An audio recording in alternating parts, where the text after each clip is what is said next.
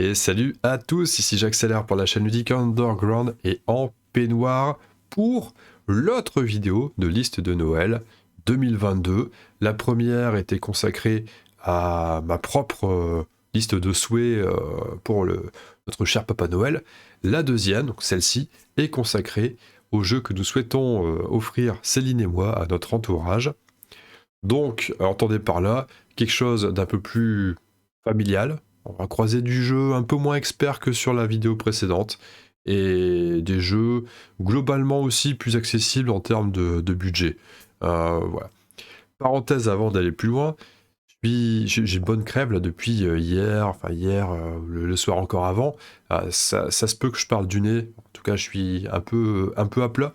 Mais j'ai quand même tenu à faire cette vidéo le plus vite possible. On arrive déjà là au moment où j'enregistre, on est le 5 décembre. Oh, ça commence à... Hein, Noël, c'est bientôt, c'est dans 20 jours, hein, ça m'en de rien. Il faut s'activer, il fallait absolument que je la sorte, parce qu'après, il y a mon dernier épisode du top 50, et puis encore des trucs que j'ai prévus. Donc ouais, hein, tant pis, on fait un sacrifice, je donne de ma personne. Et je suis pas le seul à donner, d'ailleurs. Hein. Tant qu'on y est, je salue les amis qui soutiennent la chaîne. Merci, alors salutations particulières à Christine qui a déposé son pourboire là sur la dernière vidéo. Merci beaucoup Christine, ça fait super plaisir et merci aux autres de soutenir, bien entendu.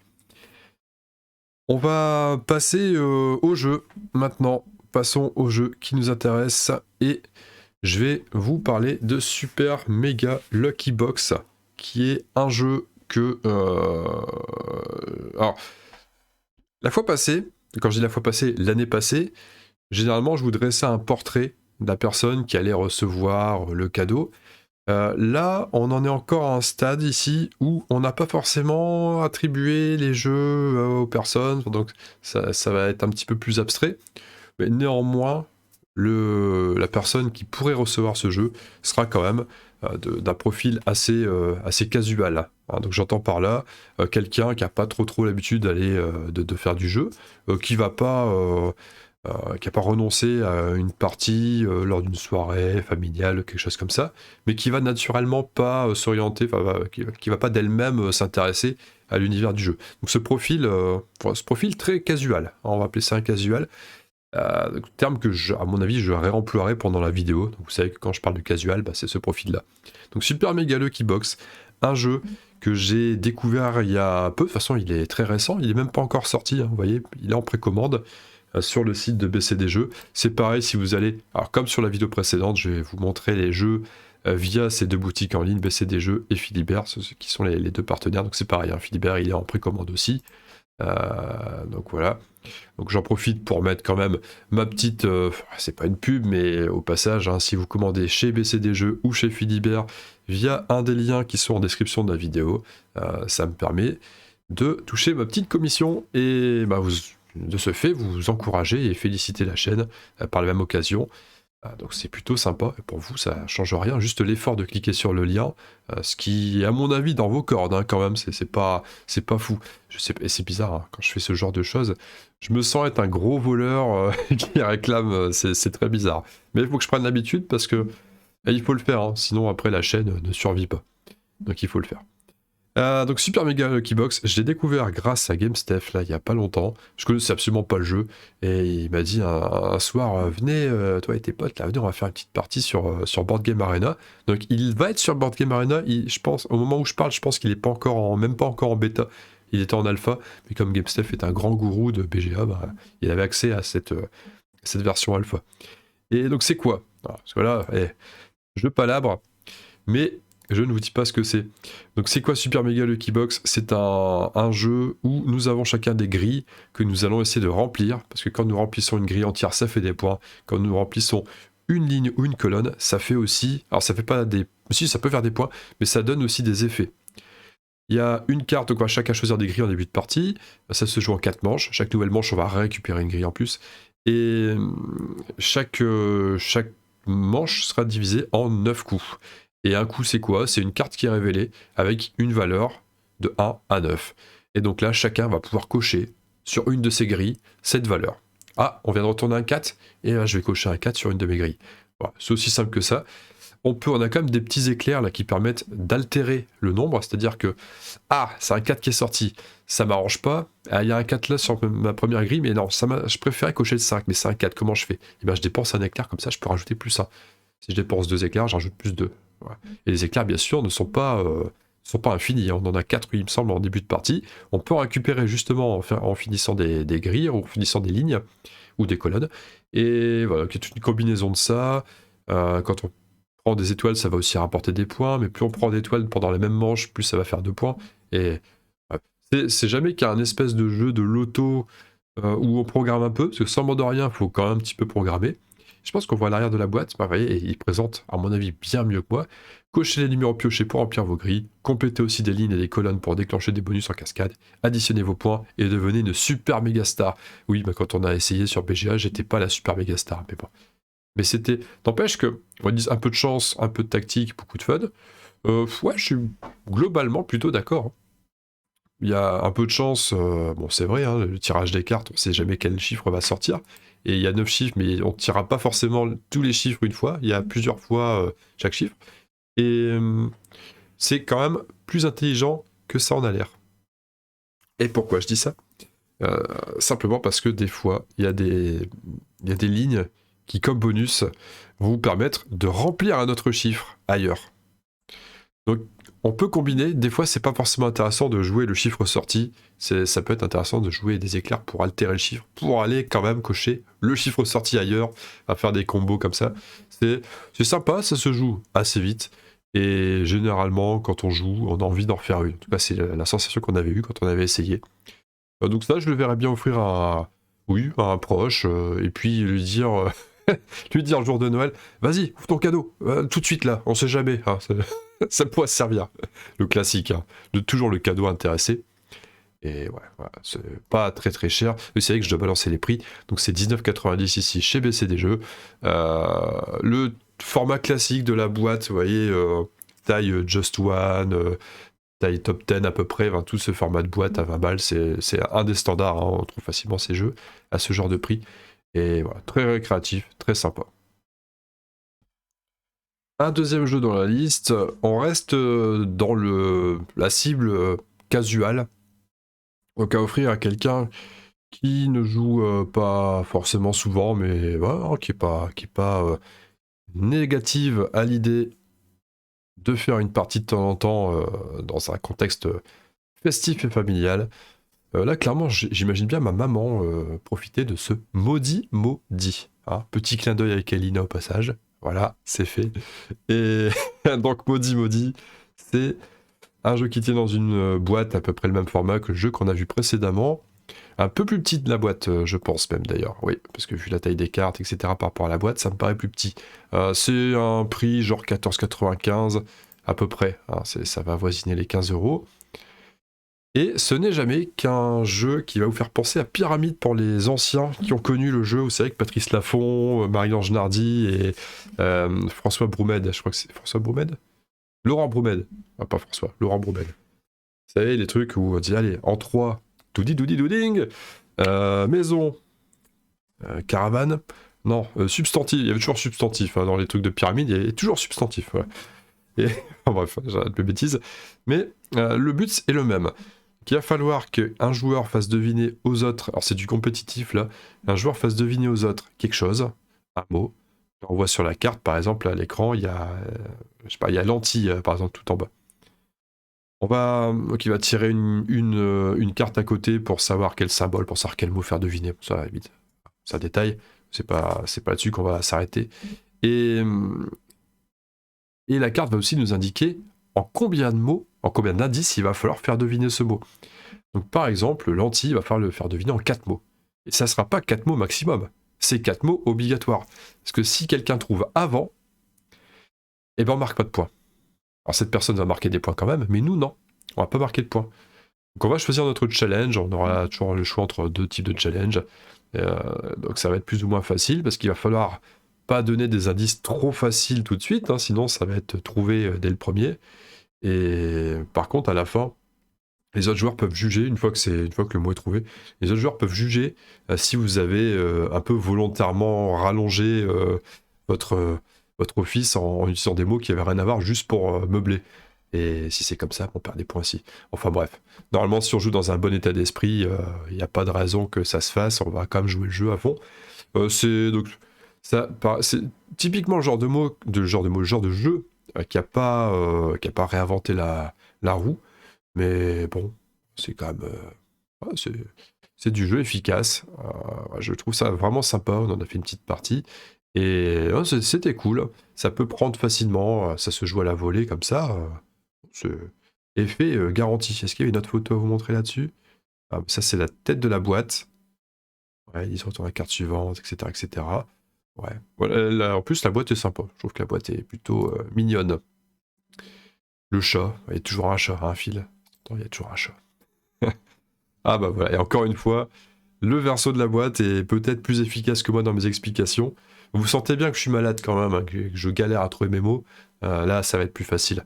Ouvrez la boîte et découvrez un mot secret et un nombre d'indices. Voilà, neige et 3 par exemple. Faites-le deviner aux autres. Mais attention, avec le nombre exact d'indices indiqués, ni plus ni moins. Ça va, je ne vous ai pas dit de salade. Si un adversaire devine votre mot secret trop tôt, il vous vole vos points.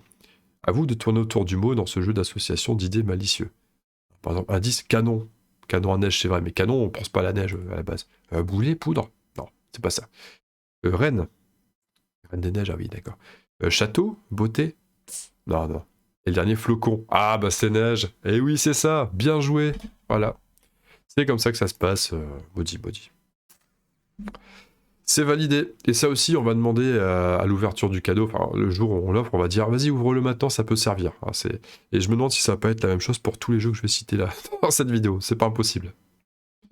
Nous passons maintenant à Flashback Zombie Kids, un jeu qui m'a été conseillé, encore une fois, par quelqu'un du côté de Toulouse, là. Et, je dois avouer que c'est intriguant. Alors là, nous sommes dans un public plutôt enfant. Ils annoncent ici du 7 ans. Et la vidéo fait commencer, je galère déjà à parler. On n'est pas sorti des avions, on n'est pas sorti. Donc Flashback Zombie Kids, c'est un jeu. Alors, hélas, il n'y a pas d'image ici, il n'y a pas plus d'images à vous montrer. Et c'est un jeu où, donc dans l'univers de Zombie Kids, hein, bien entendu, d'où le nom, nous allons jouer de manière coopérative pour trouver, pour élucider quelque chose, donc il y a un mystère, une enquête à mener. Et ça va se faire avec différents tableaux, différentes images, où chaque image va compléter un tableau, en gros. Je vais vous lire la description, encore une fois, ça sera sans doute bien meilleur que ce que je viens de vous raconter. Menez une enquête en reconstituant des souvenirs. Sautez du point de vue d'un personnage à un autre, observez les cartes pour accoter les indices, découvrez de vrais gadgets et élucidez les mystères qui se dévoileront tout au long de l'histoire. Flashback est un jeu d'enquête par image. Le premier titre de la gamme se déroule dans l'univers de Zombie Kids. La référence du jeu, blablabla. Bon, après ça c'est des trucs plus marketing of the world. Donc voilà un peu le délire.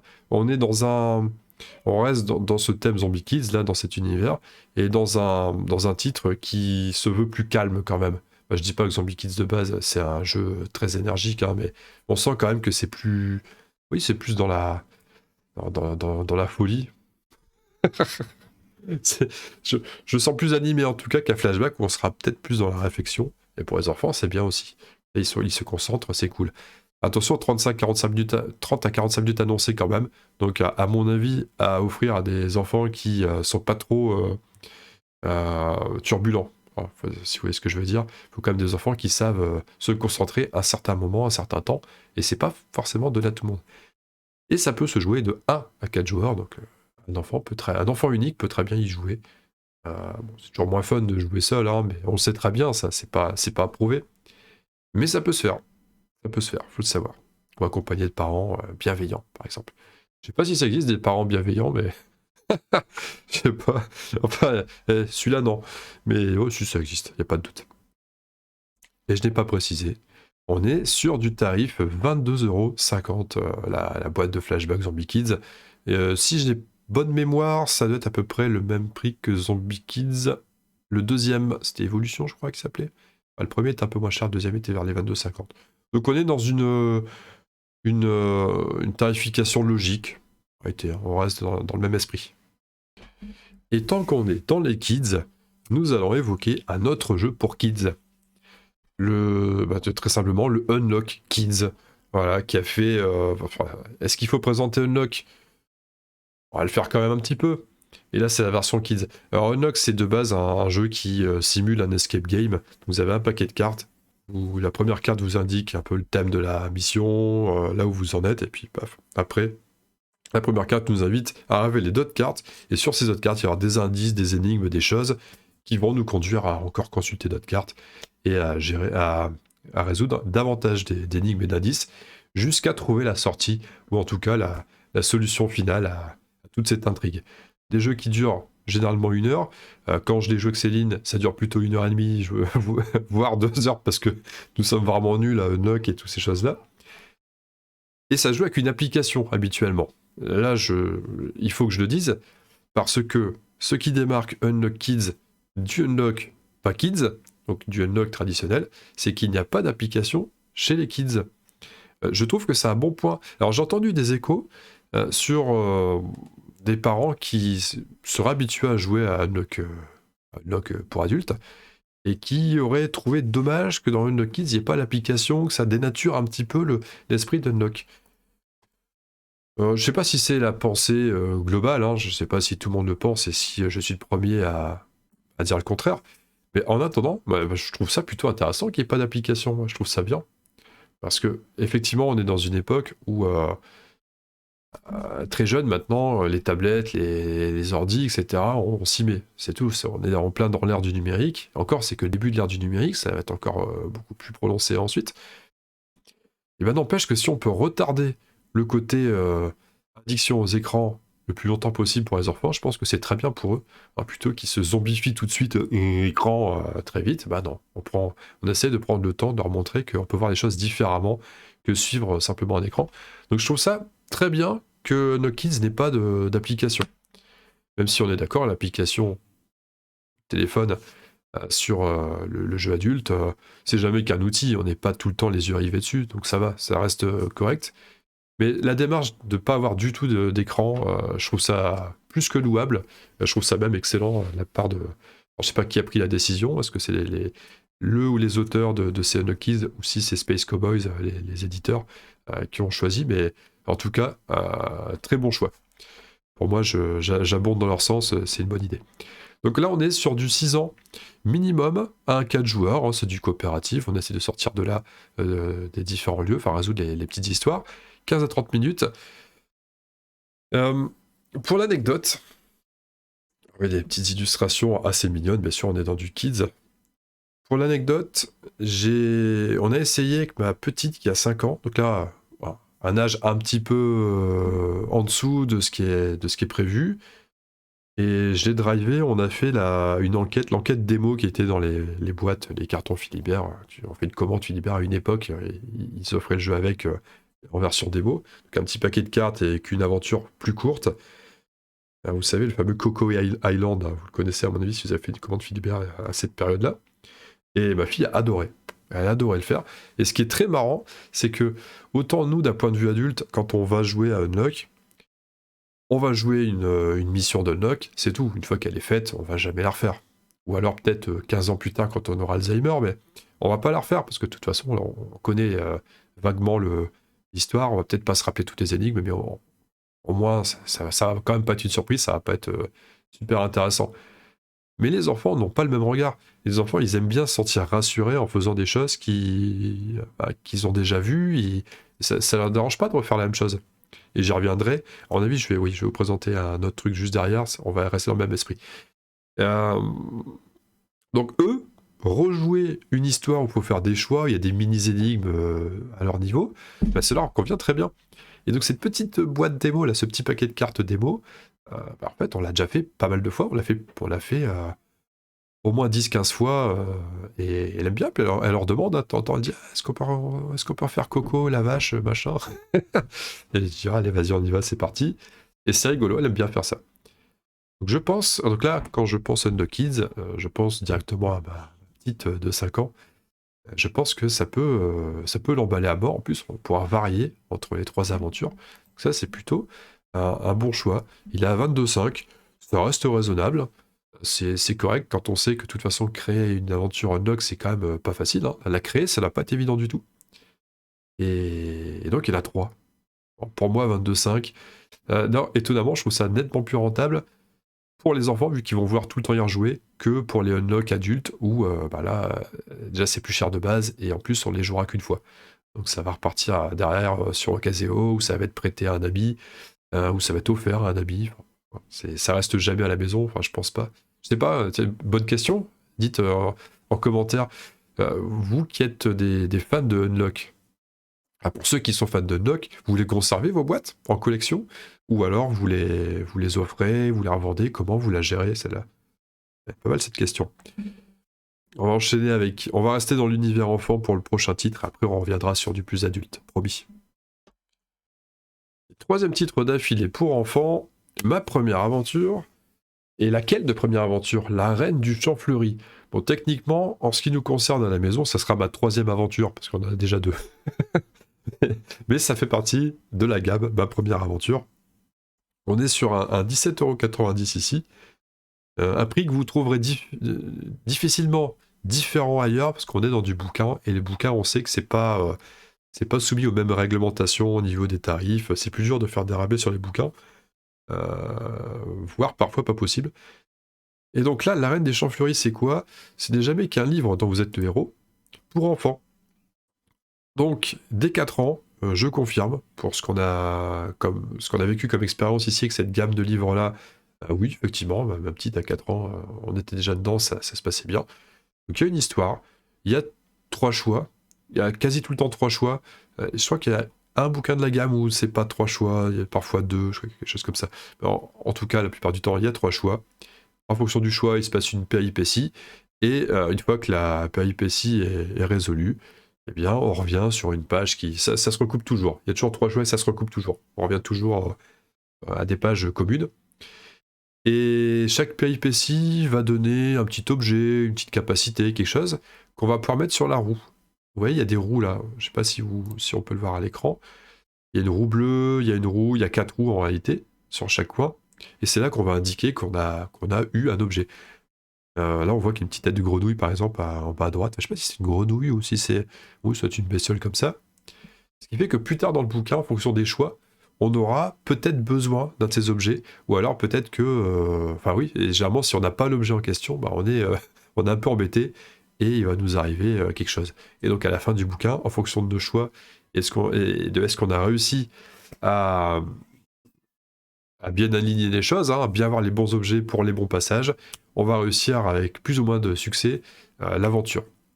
Soit on va nous inviter à la fin à recommencer l'aventure en faisant des meilleurs choix, soit on va nous dire super, t'as fait des très bons choix, enfin le tout de manière narrativement plus adaptée aux enfants, bien sûr. Ils vont pas dire bravo, vous avez eu 2 succès sur 3.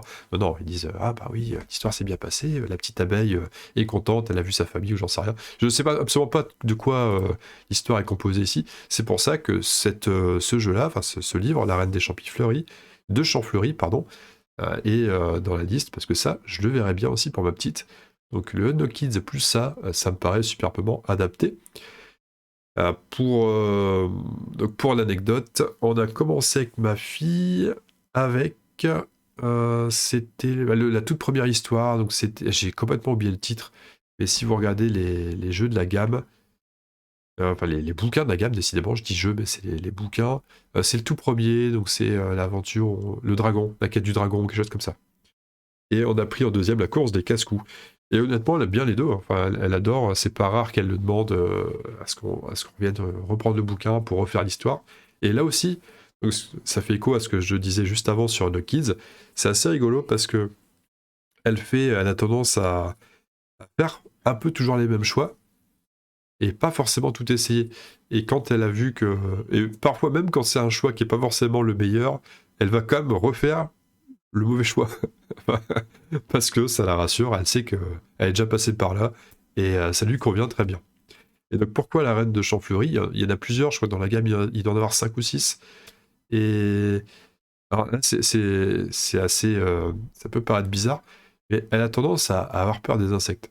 Et surtout les abeilles et les guêpes. Comme sa maman, c'est pareil, donc forcément, elle a peur de la maman déteint sur la peur de la petite, enfin, ça lui crée une peur comme ça. Donc je me dis peut-être que avec un bouquin qui est centré sur des abeilles, ça va peut-être dédiaboliser la chose et peut-être qu'elle trouvera les abeilles plus sympathiques et que ça lui aidera à mieux gérer sa phobie naissante de ce type d'insecte. Voilà. Des fois on tente, hein. On sait que le jeu ça éduque et que ça ouvre des possibilités, ça ouvre des choses. Alors, pourquoi pas une vertu curative, hein, ça peut être pas mal. Changement de registre ici avec un TTMC2. TTMC, un acronyme qui signifie tu te mets combien. Bon, enfin là c'est le 2, donc c'est tu te remets combien, mais ils ont gardé TTMC, ils ont pas fait TTRC ou TTRMC ou. Non, TTMC2. Le jeu est. Alors, le pitch, je peux vous le faire là, j'ai pas besoin de lire. C'est assez simple, ça se joue en 2 équipes qui s'affrontent. Et jeu de questions, culture générale, voilà, tout simplement. On a bon une question, on avance. On n'a pas bon, on n'avance pas. La petite particularité de celui-là, c'est que c'est à nous de jouer, c'est notre équipe qui joue. On va demander un type de question. L'équipe en face va nous sortir une fiche adaptée à ce type de question et va nous dire le thème. Je sais pas, par exemple, le thème des cacahuètes. Je dis n'importe quoi, hein, bien sûr, comme d'habitude. Thème des cacahuètes. Et on va devoir jauger notre connaissance, notre savoir en cacahuètes et estimer, on va devoir l'estimer. On va dire, bon allez tiens, donnez-nous la question à... Allez, on est chaud en cacahuètes, on est chaud. Bon, peut-être pas la 10 parce que c'est souvent impossible. Mais, allez, 8, on se met 8 sur 10 en cacahuètes. Allez, 8 sur 10. Donc l'équipe en face va regarder sur sa fiche cacahuète et elle va prendre la question numéro 8. Parce qu'il y a 10 questions par fiche et les questions de difficulté estimée croissante, hein, du 1 au 10. Donc là, si on nous pose la question sur les cacahuètes à 8 points, et si on y arrive, si on réussit à trouver la bonne réponse, eh bien nous avançons de 8 cases. Enfin, si on avait opté pour la numéro 1, qu'on s'était pas mouillé, hein, qu'on a joué petite bup, pour une expression très familière, on n'aurait marqué qu'un point. On aura assuré le coup, mais on n'aurait marqué qu'un point. Donc c'est là où faut gérer. Faut parfois pas se sentir trop fort. Et c'est pas un jeu pour ceux qui ont le melon, hein. Très clairement, ceux qui ont le melon, ils vont toujours se mettre 10 ou 9 et ils vont jamais avancer parce que les questions 10, souvent, c'est des trucs complètement what the fuck. Ou ceux qui ont écrit les questions sont allés chercher des infos, je sais pas où. C'est injouable quasiment. Ça va être. Alors, ce qui est bien, c'est que les thèmes, il y a des thèmes vie courante, il y a des thèmes un peu culture générale, mais c'est souvent des thèmes où, à la rigueur, je vais pas dire que tout le monde peut toujours avoir une réponse, c'est pas forcément vrai, mais c'est des thèmes qui changent aussi, c'est ça, c'est frais. C'est pas les sempiternels thèmes Trial Poursuite, genre, alors il y a le thème géographie, il y a du thème histoire, et puis du divertissement, et sport et loisirs. Non, là, c'est vraiment plus ouverte, il y a vraiment tout. Il y a de la géo, il y a de l'histoire, il y a des choses comme ça, mais c'est beaucoup plus axé sur des thèmes qui sortent de l'ordinaire, des jeux de questions. Donc c'est bien, ça reste un jeu de questions qui sera moins refroidissant pour les personnes qui n'aiment pas trop les jeux de questions. Ça va encore.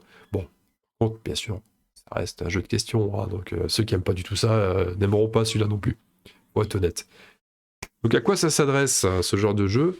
Enfin, moi, je l'offrirais bien, enfin, tout simplement, dans ma famille, de mon côté, pas du côté de... Pas dans la belle famille, mais de mon côté, ce genre de jeu qui peut bien prendre. Donc, on pourrait l'offrir à n'importe qui. Je pense que quand on attribuera nos cadeaux, on verra celui qui n'a pas encore eu son cadeau et ça partira chez lui. On va la jouer comme ça. C'est du 34,90€, donc 34,90€ là-dessus, hein, 35 en gros. Oui, ça reste correct pour un jeu de questions. C'est pas mal. En plus, ici, ils ont quand même été. Je pense qu'ils ont appris de leurs erreurs. Parce que c'était une erreur, je sais pas. Dans la première édition, enfin dans le TTMC 1, il y avait pas de marqueur. Là, apparemment, il y a un marqueur. Donc, je crois que c'est pour les avancer. Ça rend le truc à emporter partout, c'est pas gênant. Dans le 1, il n'y avait pas de pion. Il fallait, la règle disait ouais, prenez n'importe quel objet qui passe comme pion. Et des fois, sans mode de rien, bah, c'est un peu chiant parce que t'as pas de trucs qui traînent. Enfin, on a tous des trucs qui traînent chez nous, mais sur le principe, c'est un peu dommage. T'achètes le jeu et t'as l'impression que t'as même pas de pion avec. C'est con, mais psychologiquement, je pense que ça ça joue en la défaveur du jeu. Et là, donc, ils ont mis un marqueur, comme ça, au moins, on sait que, tiens, l'équipe A, t'écris un A sur la case, c'est bon, ils sont là. Ah, ils sont plus là, bah t'effaces et tu les mets ailleurs. Ça permet de... Pas de faux mouvements possibles pour dégager des pions, enfin rien, on craint pas les faux mouvements sur la table, des choses comme ça bouge pas, c'est statique, c'est solide, c'est pas mal. Voilà pour un TTMC. On s'était bien marré sur le 1, il n'y a pas de raison qu'on se marre pas mieux sur le 2, aussi bien, tout du moins, sur le 2. Ça, c'est validé, ça, les amis, c'est validé. Et ça, c'est pareil, hein. On va dire, tiens, ouvre ton cadeau tout de suite, on sait jamais, pour voir s'il fonctionne bien, s'il y a bien des piles. Bon, ça marche sans piles, hein, c'est une blague, hein, bien sûr. Et on enchaîne avec un autre jeu qui est une suite. Enfin, qui est une suite, mais indépendante, parce que le TTMC2, c'est totalement indépendant, on y joue, on n'a pas besoin d'avoir le 1 pour y jouer. Et là, c'est la même, hein, micro-macro. Crime City, Trickstown, c'est le numéro 3 de la série. Le 1 a fait un carton, ce qui fait qu'ils ont fait un numéro 2. Honnêtement, ils ont raison de ne pas s'en priver, hein, si le 1 a fait un carton. Le concept reste le même, le concept est bon, il est adopté par tous. Et bon, on y va, on en fait une autre. On dessine une ville tranquillement, puis on remet des petits bonhommes là, on recrée des histoires, c'est sympa. Et puis ça marche toujours aussi bien. Et ben on balance le 3. Voilà, c'est bien. Il n'y a pas de souci, hein. C'est comme le Unlocks, c'est comme l'Exit, comme tous ces jeux qui tournent bien. Faut pas se faire chier, hein. Quand ça plaît, on y va. Donc quel est le principe? Vous avez... Alors c'est du coopératif. Alors, ils disent dès 11 ans. C'est marrant, 11 d'ailleurs. Souvent on voit des âges plutôt pairs, pas impairs. Mais là c'est du 11. Ouais, ok, pourquoi pas. Je sais pas comment ils ont... C'est un détail honnêtement. C'est un détail. Donc un 4 joueurs, ils disent, c'est vrai que quand on est plus nombreux, après on est trop nombreux autour de la carte et c'est... Il y en a forcément qui s'ennuient. Vaut mieux être peu. Je pense que 2 c'est bien. 2 c'est marrant. On cherche chacun, chacun une moitié de carte et puis on regarde et tout. Ah c'est bon, je l'ai vu, il est là. Allez, ok, vas-y. T'essaies de remonter la piste. Moi j'essaie de chronologiquement prendre la suite. Et puis hop, on part chacun de son côté. Non, c'est pas mal. Donc oui, mais j'ai pas expliqué ce que c'était. Une carte. On a une grande carte qui fait 110 cm sur 75. Ça c'est marrant, je pensais qu'elle était plus longue que ça. Ah ouais. Alors ils ont peut-être réduit la carte par rapport à avant. Ou c'était déjà ça? Ouais, c'est curieux ça. Bon, faudra que je regarde sur les autres boîtes.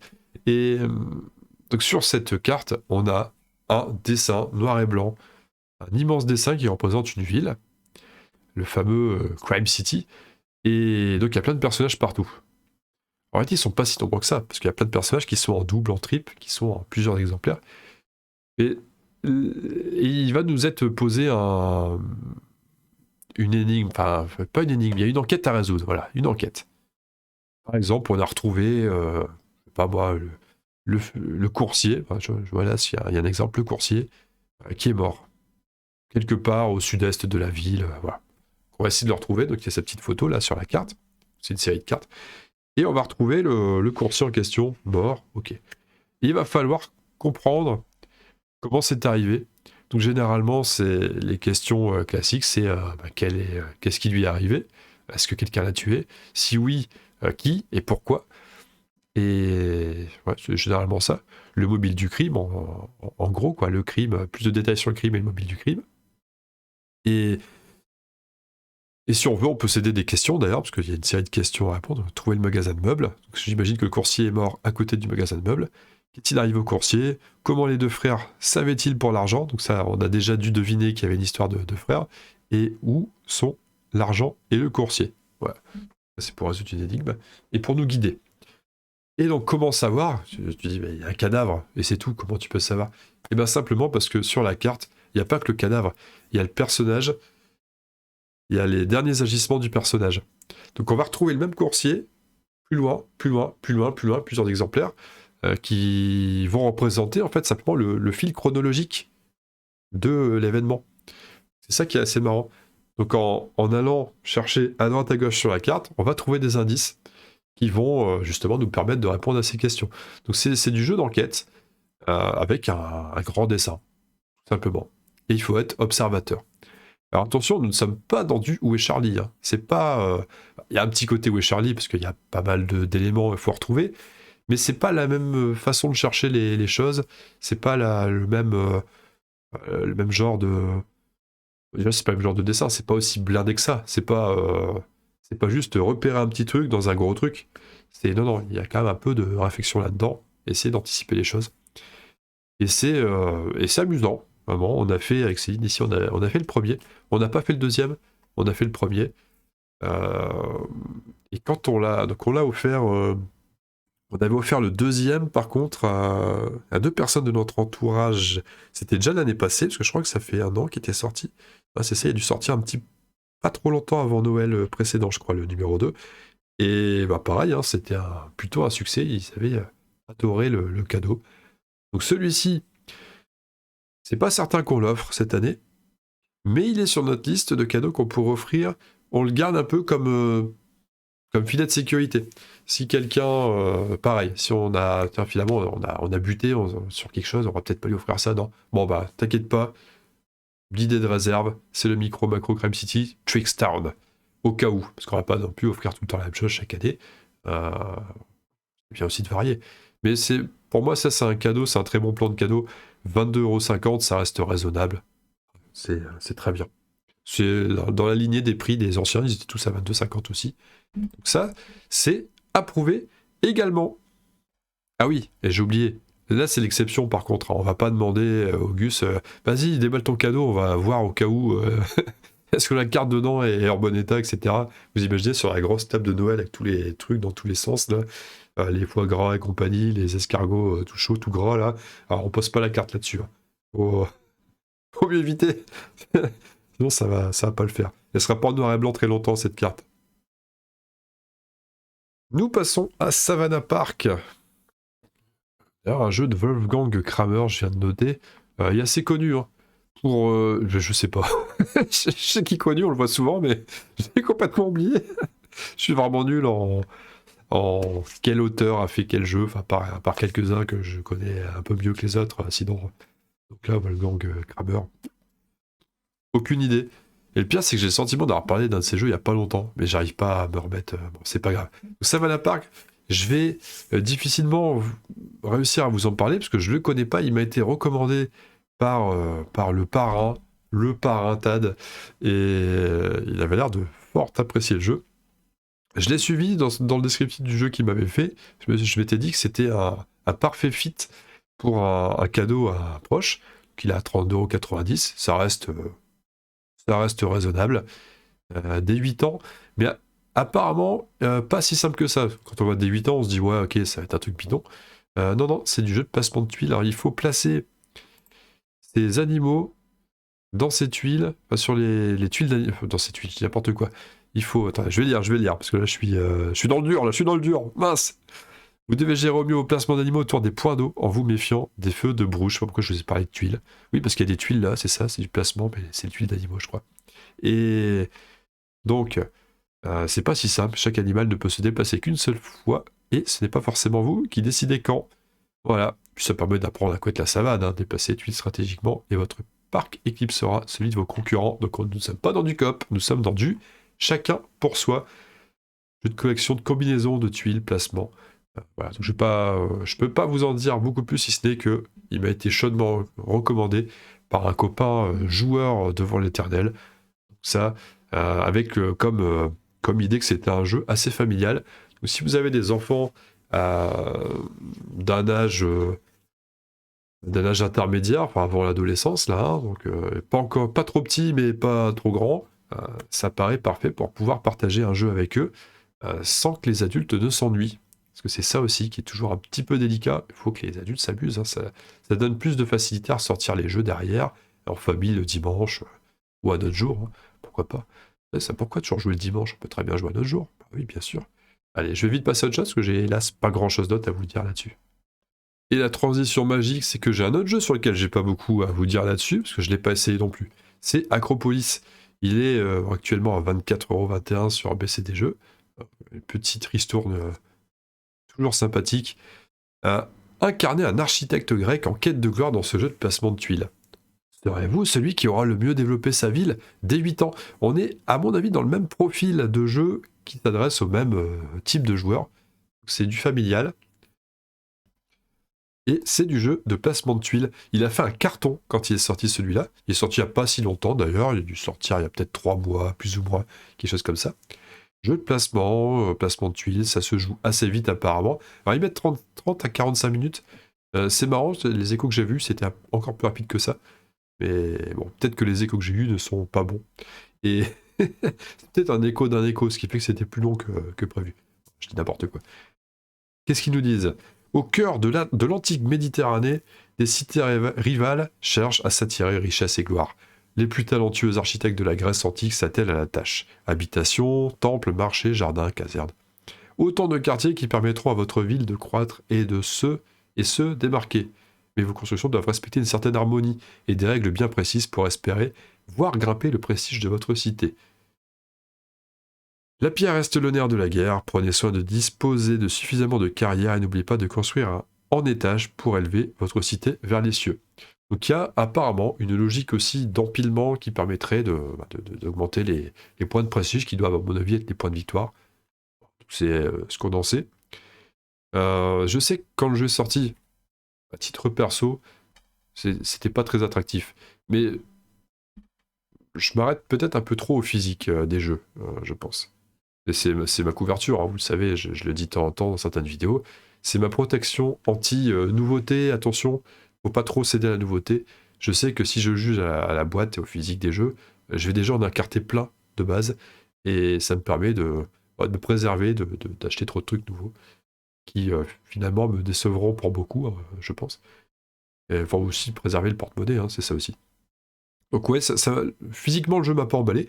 Maintenant, je suis certain qu'il va plaire à l'entourage. Et voilà, ça c'est le cadeau rêvé pour une petite famille, un des membres d'une famille avec des enfants, pareil, qui ont un âge intermédiaire, c'est très bien. Donc Acropolis, ça, on valide. C'est tellement encensé par plein de monde que ça peut pas être un mauvais cadeau, je ne pense pas. On revient un petit peu sur nos chers petits bambins. Mysterium Kids, ah oui, encore un Kids, hein. Ça fait 3 Kids là dans cette vidéo. Mysterium Kids, bon, Mysterium, déjà le jeu de base, j'apprécie, mais on n'est pas exactement dans la même mécanique, en tout cas pas avec les mêmes outils, et puis on est sur un public enfant, dès 6 ans. Alors le prix 26,90 € là, ici, et quel est le but? Ça va être pareil, de faire deviner un joueur qui va faire deviner aux autres quelque chose, un élément. Là, vraisemblablement, il y a un cœur, il y a un tambour, il y a un chat, des choses plus faciles, des objets plus faciles à percevoir pour les enfants. Il y a peut-être une boîte là. Ah bah attendez, on va lire la boîte, ça sera plus facile. Voilà. Un fabuleux trésor est caché dans un manoir abandonné. Pour le trouver, coopérez avec le fantôme du capitaine Bou, qui hante ces lieux. Il ne peut pas parler, mais il peut faire du bruit. Un joueur devient le fantôme. Il doit faire deviner la carte sur emplacement 3, le marteau. Il fait du bruit à l'aide du tambourin afin d'imiter les coups de marteau. Il y a un tambourin dans le jeu. Ce bruit est le seul indice dont les autres joueurs disposent pour trouver la bonne carte et ainsi découvrir une tuile trésor. Donc avec le tambourin, on va devoir faire deviner des éléments, un marteau, un chat qui gratte apparemment, un tambour, une horloge. Tac, tac, tac, tac. Eh bien, figurez-vous que je suis assez intrigué par cette méthode, cette façon de jouer à Mysterium. Un Mysterium très édulcoré, bien sûr. Le coup du tambourin, ouais, ça me laisse... Alors forcément, en tant que batteur et percussionniste depuis longtemps, je trouve ça cool. Hein. Forcément, je trouve ça cool. Je trouve que ça peut, en même temps, alors déjà sensibiliser au bruit de manière générale, mais ça peut aussi, quelque part, initier un peu aux percussions. Donc là, c'est con, mais je suis un peu, comment dire ça, je suis forcément conquis de base et un peu intéressé en même temps, hein, pour essayer d'élever les enfants issus au bon grain. Donc ça peut être une alternative pour ma petite et pour mon petit aussi. Il est plus petit, qui a 2 ans et quelques, mais pour qui je pense que, même si, bon, à 2 ans c'est peut-être encore un petit peu juste, on parle de 6 ans ici, mais ouais, c'est pas idiot le coup du tambourin. La musique, le son, c'est plus universel encore en termes de couverture des différents âges qui peuvent être intéressés. Donc, ouais, je suis curieux d'essayer ça. J'ai une petite crainte quand même par rapport à ce jeu, parce que, bien sûr, on n'a pas essayé, hein. C'est... J'ai peur que ça soit, une fois qu'on ait fait le tour des cartes, il ne doit pas non plus avoir un nombre de cartes incroyable. Combien ils en mettent? J'ai pas regardé ça.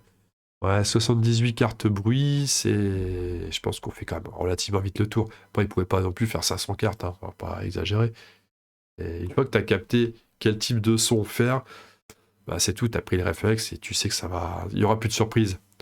À moins que nous-mêmes, on puisse trouver des objets ailleurs et que on fasse nos propres cartes ou quelque chose comme ça. À la rigueur, c'est vrai qu'on pourrait. Mais bon, on sait que quand il faut commencer à faire la démarche soi-même d'aller chercher d'autres trucs, souvent, on s'arrête avant. Alors, en attendant, le concept du Mysterium Kids, pour des petits enfants, là, ça me paraît vraiment pas mal. Donc là, bon, à tester, enfin je dis ça, le cas offrir, pareil, mais nos deux bambins, là, il y a peut-être quelque chose à tenter. On verra bien. On va faire un choix, hein, parmi tous ces jeux kids, là, pourra pas tout prendre. Le Splendor Duel, 22,50 €. Le Splendor Duel, en ce qui me concerne, ça sera pas pour moi. J'ai trop joué à Splendor à une époque, donc j'ai fait mon overdose depuis longtemps et je reviendrai pas dessus, même si c'est une autre version, même si c'est une version duel. Mais néanmoins, alors c'est les deux auteurs, parce que là, avant, c'était Marc-André, je crois, ouais, je pense qu'il est écrit ici, c'est ça, qui s'est associé avec Bruno Catala pour faire cette version duel. Et on a vu ce que ça donnait du. Enfin, de toute façon, ouais, est-ce qu'on doit encore prouver ce que fait Bruno Catala est bon? Bah non, hein, je pense que c'est entériné depuis un bout de temps. Il a vraiment des facilitateurs du commun pour faire ces choses-là. Moi, j'en pense à Sobek, moi. Sobek, qui était de Bruno Catala. Il a peut-être fait en partenariat avec quelqu'un d'autre, d'ailleurs, j'ai un doute. Peut-être. Et donc, pareil, il y a eu la version duel qui était sortie, qui reprenait l'esprit du jeu, en changeant quelques mécaniques, et c'était quand même un très bon produit au final. Donc je lui fais confiance, moi, hein. Je leur fais confiance à eux deux. Je me dis que Splendor, qui est quand même un jeu plutôt réussi de base, en version duel, ça doit donner quelque chose d'intéressant. Donc bon, ça ne me concerne pas, de toute façon, on est là sur une liste pour les proches. Eh bien, je trouve que c'est un jeu qui peut facilement intéresser on va dire, un duo de jeunes, 20-25 ans, qui s'intéressent un peu au jeu sans trop y passer de temps parce qu'ils ont d'autres choses à penser, hein, les études ou autre. La nouvelle arrivée dans le monde professionnel, mais qui pourrait de temps en temps voilà, se surprendre à tiens, on a 1 heure tranquille ce soir, qu'est-ce qu'on fait? Allez, on sort un Splendor Duel? Allez, pourquoi pas? Bon, on sait bien que dans la réalité, ça se passe jamais comme ça. Ça va plutôt être bon, on lance Netflix, allez, c'est parti. Mais si jamais ça part sur du jeu de société, Splendor Duel serait à mon avis un très bon spot. Donc, Splendor Duel, c'est quoi? C'est récolter des ressources pour reconstruire d'autres choses qui produisent des ressources. Enfin, ça, c'est sur le Splendor de base. Là, je vis sur mes acquis, je vous dis ce qui se passe dans l'autre. Là, comme les mécaniques ont changé, mais que je reconnais ne pas m'y être intéressé, c'est peut-être pas exactement la même marche à suivre. En attendant, on retrouve les jetons de poker, là. Je pense que c'est des jetons type poker, ça a l'air d'être la même chose. Et donc, le matériel efficace. On retrouve la même charte graphique, hein, à peu près. Tiens, il y a des totems, là. Il y a 3 totems, d'accord. Donc, il va y avoir un truc à faire par rapport au placement des totems, peut-être autour. Il y a des tracés. Ouais. Donc, c'est surprise. En fait, vous voyez, c'est confiance aveugle. Je sais que, par exemple, il y a des personnes qui, quand Bruno Catala sort un jeu, ils l'achètent direct parce qu'ils savent que c'est Bruno Catala. Il n'y a pas de raison. Au même titre que quelqu'un achèterait systématiquement mince, je voulais trouver un exemple avec un auteur là qui. Un auteur à minette. Enfin, auteur à minette. Mince. Ah ben c'est raté. Voilà, c'est raté. Je retrouve pas son nom. C'est con. C'est con. Merde. Musso. Guillaume Musso. Voilà. Il m'a fallu des efforts. Je vais aller me coucher tout de suite là. Dès que je m'épose, je vais me coucher. Je reviens 8 heures après. Je relance la vidéo. Ouais. Bon, c'est une bêtise bien sûr. Guillaume Musso, tout c'est avec la fille du parc de New York ou de machin truc. Et puis c'est toujours des romances et des machins comme ça. Il y en a, ils peuvent pas s'en empêcher, hein. Ah, un nouveau Guillaume Musso. Allez, j'y vais, je le prends. Je sais pas de quoi ça parle. C'est Guillaume Musso, je prends. Voilà. Donc il y a des sectaristes là qui ne jurent que par certains noms. Et Enfin, ouais, en tout cas, Bruno Catella, valeur sûre, j'abonde dans ce sens-là, bien sûr. Donc ça, c'est un cadeau qui ne peut que marcher. Et donc ça sera dans la besace spéciale Noël. Il me reste quoi à vous mentionner? Et il m'en reste 3. On va attaquer l'antépénultième. C'est parti. Challengers. Dans Challengers, vous devrez recruter au fur et à mesure votre équipe en fonction des meilleures combinaisons possibles d'effets de jeu dès 8 ans. Et alors ça, je sais plus comment je suis tombé dessus. Je sais plus qui m'en a parlé de ce jeu.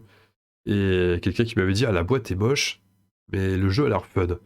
Et apparemment, ça reprend un peu la mécanique de la bataille, mais en mode draft, ouais, c'est ça, draft, deck building, ou un truc comme ça, qui doit se jouer très rapidement. Alors, get ready to capture the flag, hein, voilà. Build your dream team.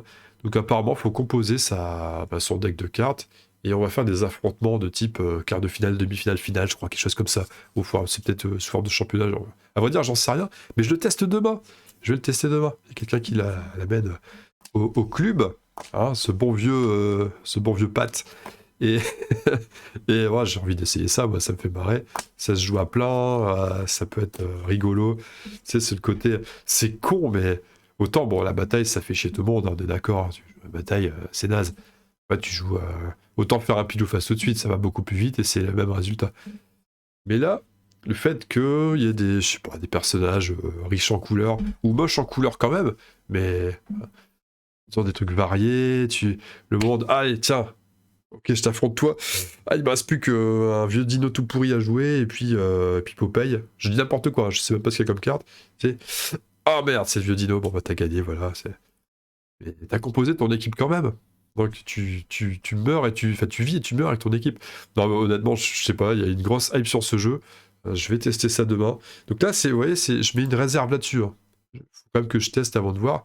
Parce que ces jeux-là, c'est des jeux qui sont spécialistes dans le sens, ok, la hype est folle, et puis donc tout le monde se prend, réussi, hein, c'est très réussi de la part de l'équipe marketing, et derrière, bon, ouais, ok, c'est éclaté 2 soirs dessus, et c'est tout, après il prend la poussière, donc bon, c'est un peu le destin de beaucoup de jeux, hélas.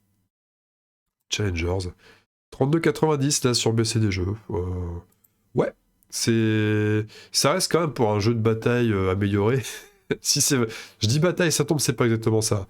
Mais ça reste peut-être un petit peu élevé. On va lire le texte quand même, parce que ça m'intrigue.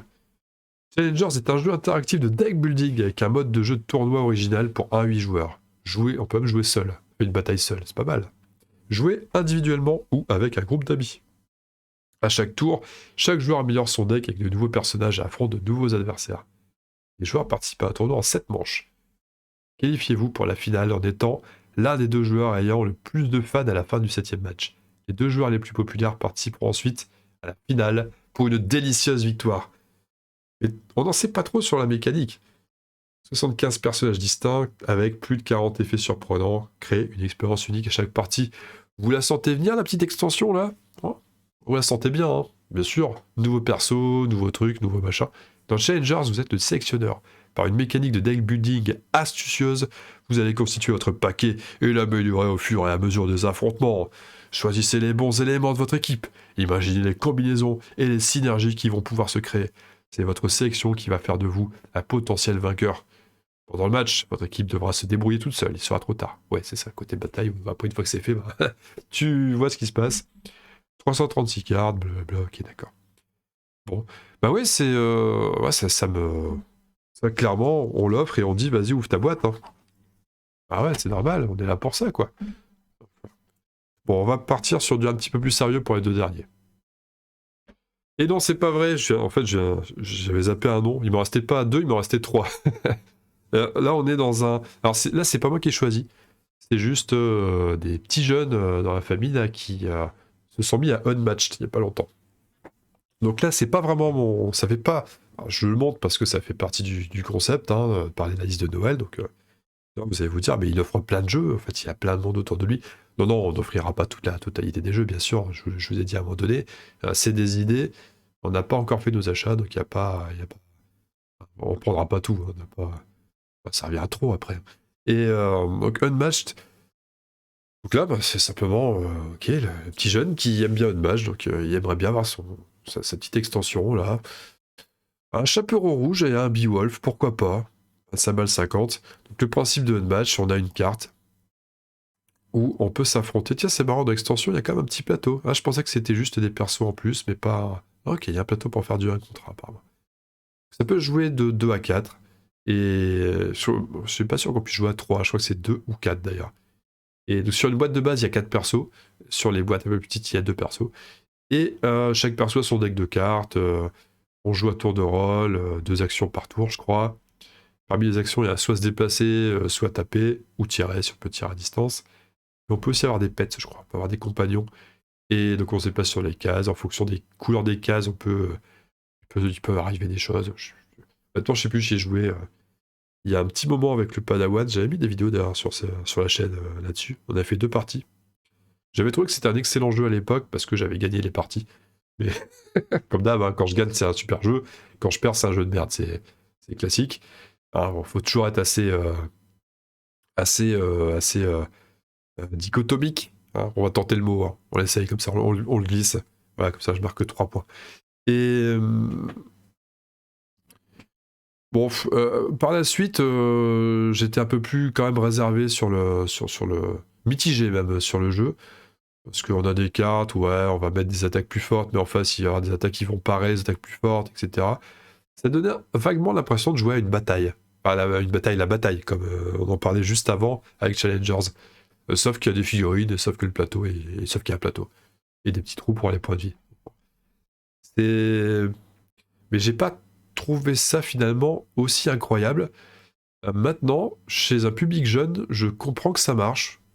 Parce que justement, les règles sont accessibles.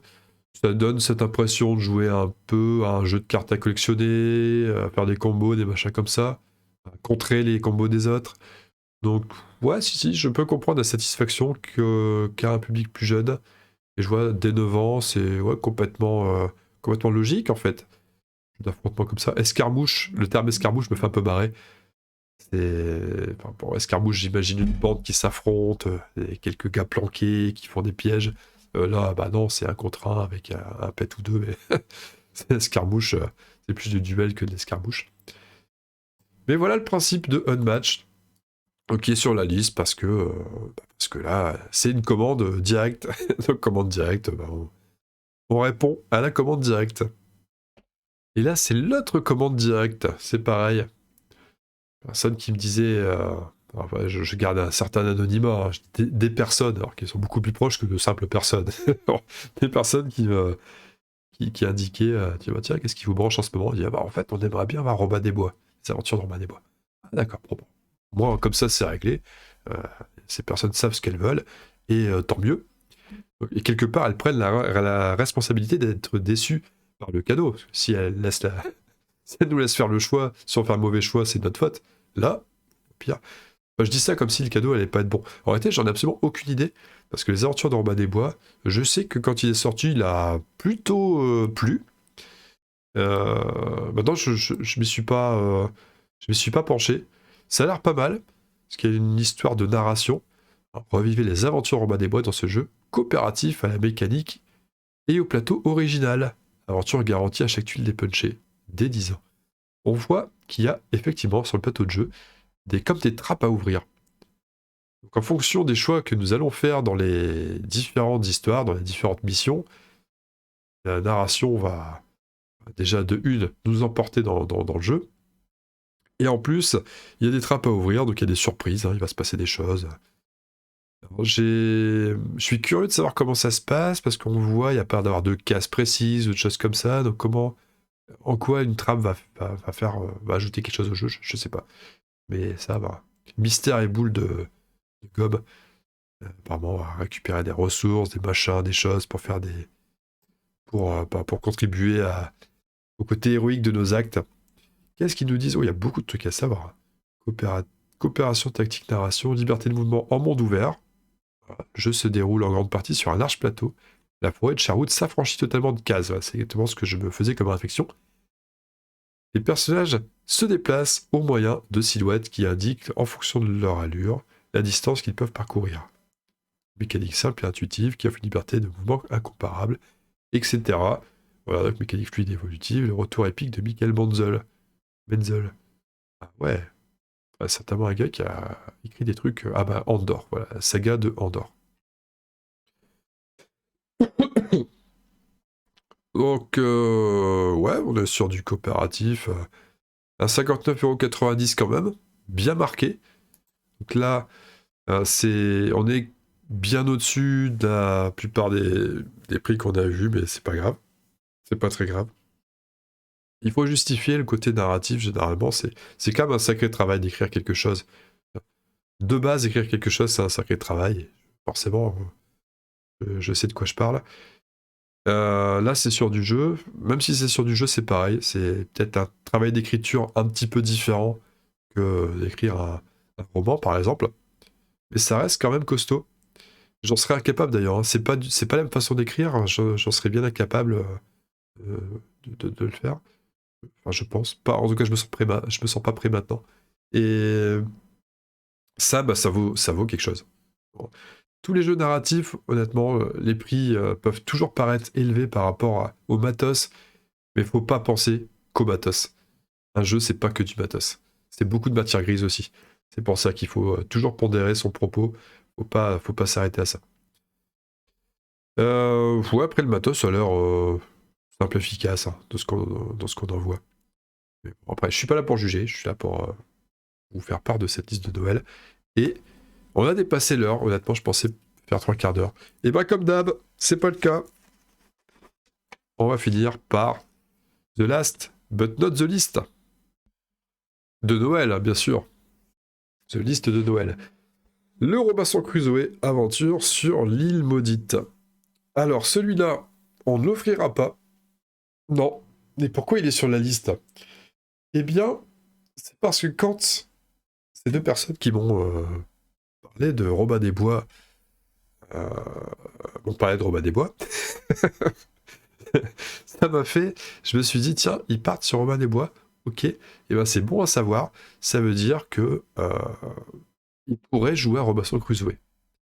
Alors, c'est pas le même jeu, c'est pas les mêmes mécaniques, pas du tout, mais dans leur cheminement de découverte de jeu, dans leur maturité vis-à-vis du jeu moderne, je me suis dit, parce que c'est ceux qui vont voir le Robin des Bois sont on va dire, des nouveaux joueurs. Ils sont pas encore, ils ont une certaine expérience du jeu parce que bon, ils font des trucs avec moi des fois, on fait des soirées, des machins, des choses.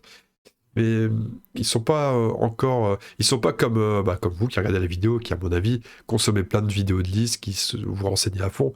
Eux sont un peu plus détendus à ce niveau-là.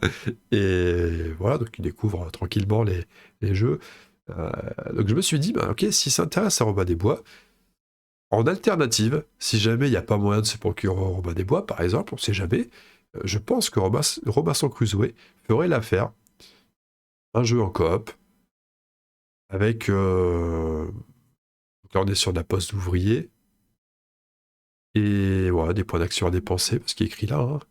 Aventure, crafting, ouais, on craft un petit peu. Dungeon crawler, oui, dans le sens où on va explorer un peu aussi la carte. Je vais vous mettre une image un petit peu plus éloquente. Voilà, donc il y a une carte de l'île où on se retrouve, il y a des missions. La première mission, il faut faire un feu pour essayer d'attirer l'attention d'un bateau qui passerait pour venir nous chercher, parce que on se retrouve naufragé sur une île, on ne sait pas combien de temps on va tenir sur cette île qui a l'air assez peu hospitalière. Et donc vont arriver des péripéties, chaque début de journée, il y a quelque chose qui se passe. Quand on va entreprendre des actions, que ce soit aller cueillir, enfin, chercher du bois, cueillir... On cueille de la bouffe dans ce jeu-là, je me souviens plus. Si, je crois qu'on va aller chercher de la nourriture. Si. Enfin, différents trucs comme ça, on va essayer de construire un abri, parce qu'après, la météo va commencer à se gâter avec le temps. Et donc, il faut se préparer à tout ça, il va falloir faire des choix, il va falloir prioriser certaines choses. Et comme il y a du jeu TD, parfois, ça se passe pas comme prévu. Donc, c'est pas mal. Donc, soit on consacre plusieurs actions pour réussir l'action, plusieurs points d'action pour réussir une action, soit on y va un petit peu YOLO, on dit allez je tente le coup là, je tente le coup là, je tente le coup là, on tente le coup de faire plein de trucs, mais ça peut se retourner contre nous. Et là, ouais, j'ai des cartes derrière qui amènent des choses. La visite d'un jaguar par exemple qui traînerait par là, et qui souhaiterait vous montrer que bah, ici c'est chez lui, hein, c'est pas chez vous. Et donc faut se défendre, faut aussi crafter des objets pour mieux se nourrir, pour mieux se chasser, pour mieux s'abriter, etc., etc. Et non, le jeu est pas mal. C'est assez particulier, je vous vends le jeu là comme ça en parlant, alors que j'en ai fait qu'une partie, celle que vous avez vue en partie narrative là, sur la chaîne, il y a longtemps, hein, ça fait plus de 2 ans que je l'ai faite. Et étonnamment, j'étais pas allé plus loin. C'est assez bizarre. J'ai une sensation sur ce jeu. Alors je pense que c'était pas le bon moment de ma vie, donc finalement j'ai pas continué derrière. Mais le jeu est quand même chouette. Je pense que c'est un bon jeu quand on découvre les jeux, qu'on a envie d'explorer les jeux coop, qu'on n'a pas trop fait de jeux de poste d'ouvrier, etc. Je pense que c'est un jeu qui rassemble assez d'éléments et assez de mécaniques différentes pour être très attractif et marquant. Je pense que les parties peuvent marquer les parties de ce jeu dans une carrière de joueur.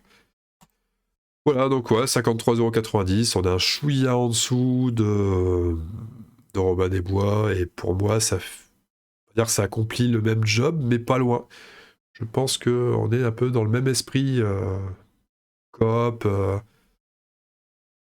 avec un jeu un peu narratif. Robinson, un petit peu moins narratif quand même que Robin des Bois. Il y a moins de cartes à lire, il y a moins de choses. Il est plus mécanique que narratif par rapport à l'autre. Mais bon, ça n'en fait pas un mauvais jeu. Hein. Pas du tout, au contraire. C'est un jeu qui est souvent encensé, Robinson Crusoe. Il fait partie de ces jeux qui restent aussi parmi ceux qui sont facilement cités dans les joueurs solo. C'est un jeu qu'on peut facilement jouer en solo. Ça pose pas de problème.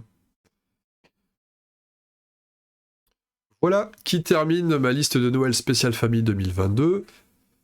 Bon, ça fait plus d'1 heure que je suis là. On va mettre ça sur le compte de ma grosse crève, là. C'était plus dur de trouver les arguments. J'ai plus facilement... Encore plus que d'habitude. Mais la mission est, je l'espère, accomplie pour vous. N'hésitez pas à dire ce que vous... ça m'énerve de faire ça, parce que c'est les trucs bidons, que tout le monde dit eh oui, et vous aussi, en commentaire, dites-moi ce que vous allez offrir à vos proches, etc. Ça m'intéresse beaucoup. Alors qu'on sait très bien que tous ceux qui disent ça en fin de vidéo, on n'a absolument rien à battre.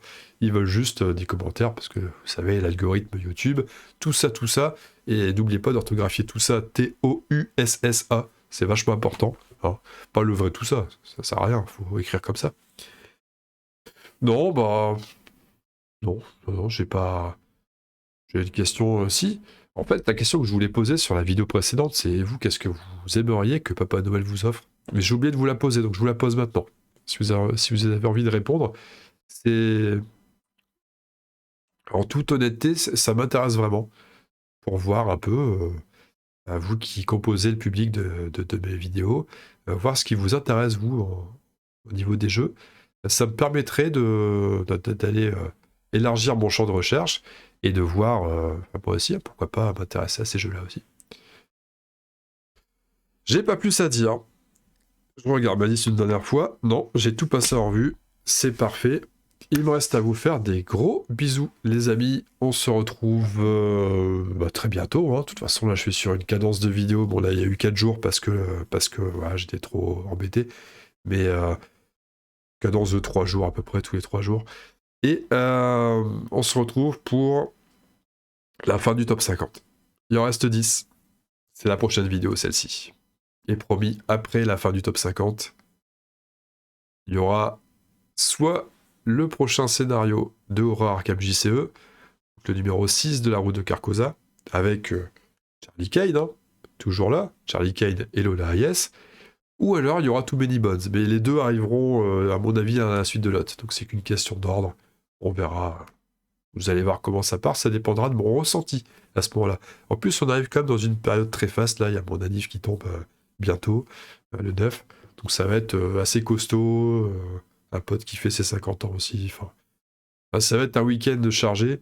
Je pense que je vais finir à la petite cuillère. Vous n'allez pas me reconnaître dans quelques jours. Allez, j'arrête vraiment la vidéo, sinon je peux vous raconter ma vie encore 2 heures, mais c'est pas trop l'objet.